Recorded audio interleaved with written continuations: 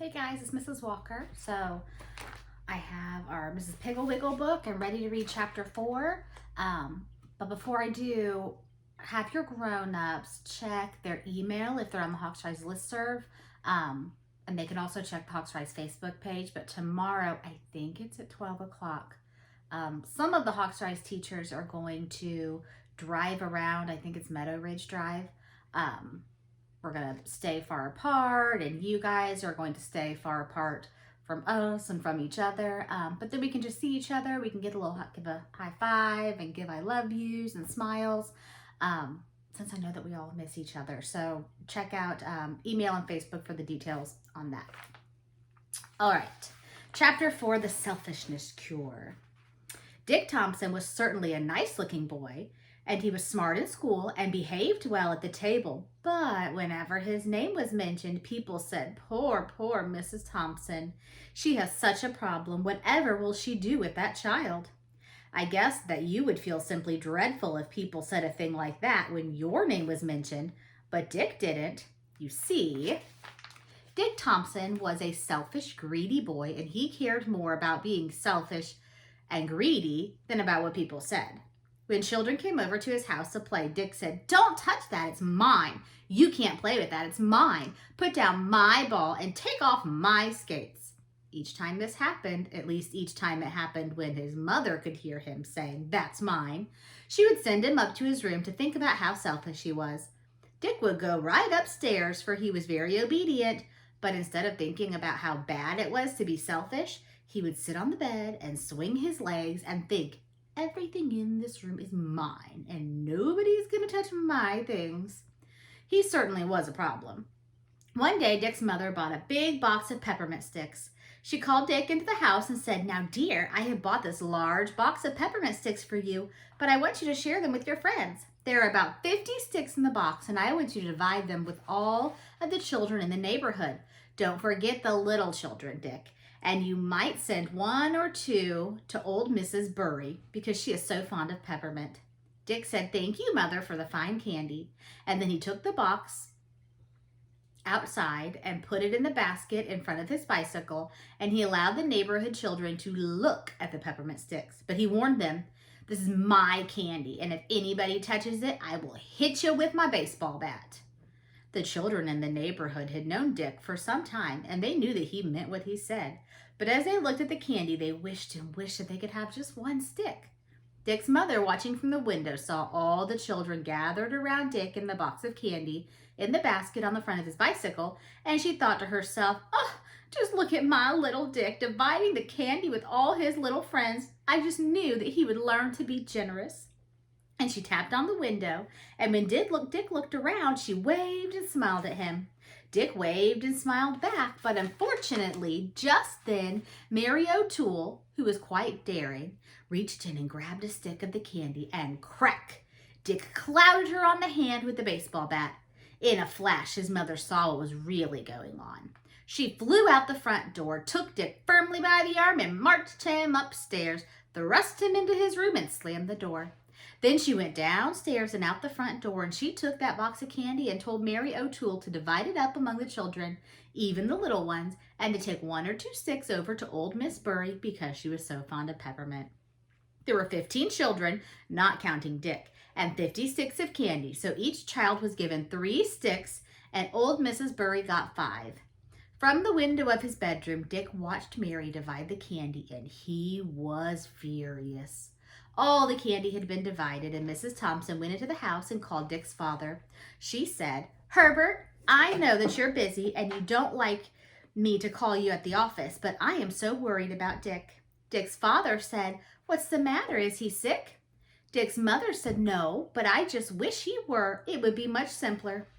Mr. Thompson said, "Now, dear, I am very busy, so perhaps you better wait until I come home." Mrs. Thompson said, "Herbert, this cannot wait another minute," and she told him about the candy and the baseball bat. Mr. Thompson said, "Why not give him a good hard spanking? Tell him that you're going to give him something that he can keep all to himself." Ha, ha, ha. Now, Herbert, this is not a laughing matter, and I don't think a spanking will solve a thing. I just don't know what to do. Which way which way, I don't know what to do or which way to turn. And Mrs. Thompson began to cry, partly because she felt so humiliated over Dick's selfishness, and partly because she knew that crying was one way to get attention out of Dick's father. Dick's father said, now, dear, tears won't help. Let me see. Shall I hop into a taxi and come home? Dick's mother only cried louder. Dick's father said, I know just what to do. Call that Mrs. Wrigglespiggle, or whatever her name is. You know, the one who cured Herbert Prentice. You mean Mrs. Pigglewiggle? Oh, Herbert, you are so wonderful. I knew you would think of something. I will call her right away. And Mrs. Thompson blew her nose and cheered right up. Mothers always do cheer up when they think of Mrs. Pigglewiggle, because she knows so much about children. After all, she has about 1,000 little boys and girls come to her house and pull taffy and play checkers and bake cookies, drink tea and dig for pirate gold buried in her backyard. So she has plenty of opportunity to learn about childish ailments and the cures for them. She was certainly the person to ask about Dick, the selfish boy, and so Mrs. Thompson telephoned her. She said, Hello, Mrs. Pigglewiggle. This is Mrs. Thompson, Dick's mother. Mrs. Pigglewiggle said, Hello, Miss Thompson. I have rather expected you to call. Mrs. Thompson said, You have? Why? Because I know Dick very well, said Mrs. Pigglewiggle, and although he is a dear little boy and the most well-mannered child who comes to visit me, never once forgetting to say thank you and please, he is very selfish. Oh, I know he is, said Mrs. Thompson, almost crying because she was so ashamed that Mrs. Pigglewiggle should know how selfish he was. Mrs. Pigglewiggle said, Now, Mrs. Thompson, do not feel sad. Selfishness and greediness are just diseases like measles and chickenpox, and they can be cured very easily. But we must start now, before another day passes. Because Dick is such a nice little boy, we want everyone to like him just like we do. Oh, do you like him, in spite of his selfishness? Asked Dick's mother. Of course I do, said Miss Pigglewiggle. I love all children. But it distresses me when I see a child who has a disease like selfishness or answer-backism or won't put toy away-itis, and the parents don't do a thing to cure them. But I want to cure Dick, said his mother. I will do anything to cure him. Mrs. Pigglewiggle said that the selfishness cure is really very simple, but the rules must be followed very strictly. You will have to come down here and get my selfishness kit, and at the same time I will give you the directions for its use. Thank you so much, dear Mrs. Pigglewiggle, said Mrs. Thompson. I will leave right now, and she hung up the phone, slipped on a jacket, and ran all the way to Mrs. Pigglewiggle's house. When she arrived, Mrs. Pigglewiggle was on the front porch waiting for her. On the porch beside her was quite a large green metal box with Selfishness Kit painted on its side in white letters. Mrs. Pigglewiggle invited Dick's mother to sit down, and then she opened the kit. What do you think's inside the kit? Inside were about 25 padlocks of various sizes. There were great big ones about the size of apples, down to little tiny ones not much larger than a penny. And there were screws and a screwdriver, a box of cloth labels that said Dick, a box of blank gummed labels, that means like sticky labels, a small can of white paint, a small can of black paint, a small paintbrush, and a pastry bag. This is a large bag with the nozzle on the end, which, when filled with frosting, can be squeezed, and the frosting comes out the end like toothpaste, and you can make words. Mrs. Pigglewiggle said, Mrs. Thompson, these padlocks are for Dick's drawers, his closets, his toy chest, his bicycle, his bedroom door, his nightstand drawer, and his toothbrush. As soon as you get home, put padlocks on everything he owns and give him the keys. This is to assure him that he and he alone can touch his things. The name labels are to be sewn in all of his clothes, and the gummed stickers are to be put in all of his books. And his school books, notebooks, pencil boxes are to be pasted on his rulers, crayons, paints. On each sticker, print in large letters with the black paint, Dick's book, don't touch. Dick's notebook, don't touch, and so forth. On every toy he owns, you must paint in either black or white paint, Dick's ball, don't touch, or Dick's bat, don't touch. Put the name of the first toy and then don't touch. Put the name of the toy first and then don't touch. I don't understand. The pastry bag is to be filled with the simple white frosting and used to mark Dick's sandwiches, his fruit, his cookies, and his plate for each meal. That's all there is to it. I expect you will be returning the selfishness kit before a week has passed. Mrs. Thompson said, "Oh, I do hope so, Mrs. Pickle-Wickle. Are you sure it will work? It's cured hundreds of other children, and I see no reason why it should not cure Dick. A week or even less, I should say." Mrs. Thompson thanked Mrs. Pickle-Wiggle very much, and then, hugging the kit, she walked home. As soon as she hung up her jacket, she began sewing the labels in all of Dick's clothes. He asked her what she was doing, and then she showed him, and he was as happy as could be. "Boy, that will just show people who owns my clothes," he said proudly. Mrs. Thompson did not answer, but continued to put labels on every single stitch of his clothing, including his socks and his handkerchiefs. Then she opened the kit and took out the tiniest padlock. She fastened Dick's toothbrush to the toothbrush rack with the little padlock, snapped it shut, and handed the key, which was not much bigger than a pin, to Dick. "You had better find a ring to hold your keys," she said. "You're going to have about 25 of them." "Boy, that's just wonderful," Dick said, holding the tiny key and thinking, "That's my toothbrush, and now nobody but me can touch it." He was very happy. When dinner time came, Mrs. Thompson closed the selfishness kit, took it downstairs to show Dick's father. She told him about Mrs. Pickle-Wiggle, and he patted her on the back and said that he was sure everything was going to be all right, and where was the evening paper? After dinner, they went upstairs and put some of the padlocks on, and were surprised to find that Dick himself had already put the locks on each of his bureau drawers, his nightstand drawer, his toy box, his closet door, and his bedroom door. He had also put stickers on the covers of all of his books, notebooks, coloring books, crayons, colored pencil boxes, and stamp album. On the stickers he had printed in black paint, "Dick's book, don't touch. Dick's notebook, don't touch. Dick's crayons, don't touch. Dick's pencil, don't touch. Dick's stamp album, don't touch." He was very proud and asked his father if he didn't think he printed well. His father said, "You should be able to print well. You have certainly practiced enough." And he looked disgustedly around the room at the stickers, which labeled everything. "Dick's brush, don't touch. Dick's comb, don't touch. Dick's window blind, don't touch." He turned to Dick's mother and said, "Perhaps we should wear stickers. Dick's mother, don't touch. Dick's father, don't touch. I bet he'll wear monogrammed underwear when he grows up." Mrs. Thompson said, "Oh, I hope not, Herbert." Dick said, "Come on, Mom and Dad, let's mark all the rest of my stuff." And so they worked until 8:30, marking Dick's bicycle, baseball, bat, pitcher's glove, catcher's glove, toolbox, roller skates, lunchbox, rubber boots, raincoat, Indian suit, soldier suit, gun, wagon. They even painted the dog. It said, "Dick's dog, don't touch," on the collar.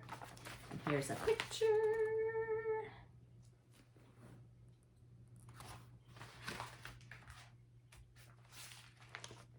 When they had finished and it was time for him to go to bed, he kissed his mother and said goodnight to his father and went happily up the stairs, his ring of keys jingling from his belt. Mrs. Thompson sat down to the chair in the living room. Mr. Thompson sat down in the living room and lit his pipe. "I trust that Mrs. Pickle-Wiggle knows what she's doing," he said, "because if this cure should not work, our son, Dick, is going to be the most loathsome boy in the whole world." Mrs. Thompson said, "Oh, no, dear, not in the whole world." The next morning, they heard him clinking and snapping at the padlocks long before they were up. He was a little late coming downstairs because it took time to padlock all of his drawers, his closet drawer, the door to his room. But he was very happy, and his mother noticed that he had pinned one of the name labels to the outside of his sweater. While he was eating breakfast, which was marked "Dick's breakfast, don't touch," his mother marked his sandwiches, "Dick's sandwiches don't touch," and his apple, "Dick's apple don't touch," and his cookies, "Dick's cookies don't touch," and his lunchbox had already been marked "Dick's lunchbox don't touch." After breakfast, Dick took the lunchbox into the basket on his bicycle and noticed proudly the large sign hanging from the crossbar, "Dick's bicycle don't touch." At school, the children paid little attention to the sign on his bicycle, but when he opened his lunchbox and took out the sandwiches marked "Dick's sandwiches don't touch," and the apple marked "Dick's apple don't touch," and the cookies marked "Dick's cookies don't touch," everyone laughed and wanted to see them. And in the resulting crowding and pushing, one of the sandwiches was dropped and stepped on, and some of the big boys grabbed the apple and tossed it in the air just above Dick's head, shouting, "Throw me the apple! Oh, look, I dropped Dick's apple. I wonder if his apple will bounce." And they finally gave his apple back to him, but it was bruised and dirty. In math period that afternoon, Bobby Slater across the aisle, asked Dick for his ruler, and when he saw the label, Dick's ruler don't touch, he began to laugh and reached over and snatched the ruler off Dick's desk and passed it to Kenny Hatch, who laughed and passed it to the girl in front of him. And finally, Mrs. Crabtree had come down to get it. When she saw the sign, she laughed too, but she gave the ruler back to Dick. After school, the boys decided to play baseball in the vacant lot by Dick's house. But when Dick brought his bat and ball and mitts, the boys saw Dick's ball don't touch, Dick's bat don't touch, and they said, "We can't touch anything, so let's go home." And they did. Dick went up to his room to play, but he found that somewhere during the day he had lost the key to his closet and that he had locked the key to his toy chest in the chest. So he went down and sat on the front porch and listened to the shouts of the children playing in Hubert Prentice's yard. The next morning at school during recess, nobody would play with him, and the little girls followed him and laughed. When they marched into school, the children pointed and laughed, and Mrs. Crabtree came down to see what the trouble was, and she almost laughed herself when she saw the sign someone had pinned to the back of Dick's sweater. It said, "This is Dick, don't touch." At lunchtime, the children crowded around to watch him take out his sandwiches, and one little girl said, "He is so selfish and greedy, he has his sandwiches marked so he can't share them." Then the children danced around him and chanted, "Dick's sandwich, don't touch. Dick's apple, don't touch. Dick's lunchbox, don't touch." Finally, he took his lunchbox out, put it in the basket on his bicycle, but the children followed him, and seeing the big sign, "Dick's bicycle, don't touch," they yelled and laughed and sang, "Dick's don't touch, don't touch, don't touch." After school, he hurried home, but he had lost the key to his room. So he went down to the basement to play with his toolbox. But every time he saw the large white sign, "Dick's toolbox don't touch," he thought of school and the lunchbox. And he remembered how the children laughed, and he felt ashamed. At dinner, when his mother brought him his plate marked "Dick's dinner don't touch," he said, "Aw, why do you have to mark my plate? I don't care which one I get." Mrs. Thompson looked significantly at Mr. Thompson and said, "All right, Dick, we won't mark your plate if you will share your dessert with Rover." Dick thought for a few minutes, and then he carefully broke his chocolate cake into 2 equal pieces and gave one to Rover, who gulped it down and looked grateful. After dinner, Dick told his father that he had lost the keys to his room and the closet, so his father took off the padlocks on those doors and on the toy box. Dick said, "Don't put them back, Dad. I don't care who goes into my room or who gets into my stuff." The next morning, Dick got up early and scraped the "Dick's lunchbox don't touch" off of his lunchbox, and he took the sign off his bicycle. Then he went to his mother and said, "Mom, please don't mark my sandwiches. Please don't mark any of my stuff, Mom." Mrs. Thompson said, "All right, Dick, I only did it to protect you." Dick said, "I don't care who gets my lunch, just don't mark it." At noon, all the children gathered around Dick, but neither his sandwiches, nor his apple, nor his lunchbox were marked. So they rushed out to see his bicycle, but there was no sign on it. So they sat down and ate their lunches. Right after school that night, Dick hurried home and scraped the marking off his ball and bat and mitts, and he walked up to where the children were playing ball, and tossing the ball, bat, and mitts down beside the catcher, he said, "Do you want to use these? I don't care." And he went back to his own house. In a little while, Mary O'Toole rang the doorbell and asked Mrs. Thompson if Dick could come out and play. Mrs. Thompson said he'd love to, Mary, but first he must return something to Mrs. Pigglewiggle. Mary said, "Tell him to come over to the lot when he gets back, and here are some keys that he lost." Mrs. Thompson said, "Thank you for the keys, dear, but thank goodness they belong to Mrs. Pigglewiggle, not to Dick." She took the keys of the big padlocks and the tiny padlock and went up to Dick, who was in his room, busily packing Mrs. Pigglewiggle's selfishness kit. And we are halfway done with the book. And so the next chapter is The Radish Cure, chapter 5.